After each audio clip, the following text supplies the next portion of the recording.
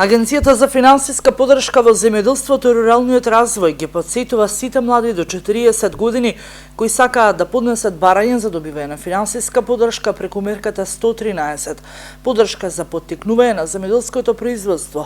Истото може да го сторат најдоцна до денеска, до крајот на работниот ден, или документите да ги испратат по препорачена пошта. Оваа година финансиската поддршка е зголемена од 10.000 на 20.000 евра. Неповратна финансиска поддршка младите луѓе ќе може да искористат за зголемување на одржливоста на земјоделската дејност на нивните семени земјоделски стопанства.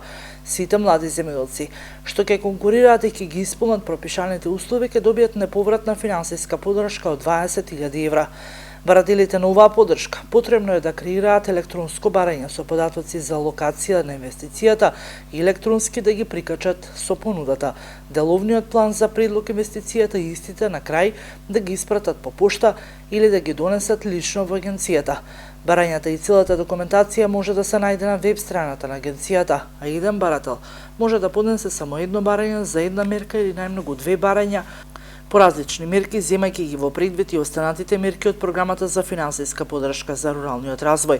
Условот за користење на финансиската поддршка е корисниците да бидат запишани во единствениот регистар на земјоделски стопанства, носител на земјоделско стопанство, да нема повеќе од 40 години на денот на поднесување на барањето за поддршката и земјоделското стопанство да не користело помош од мерката 112 млади земјоделци.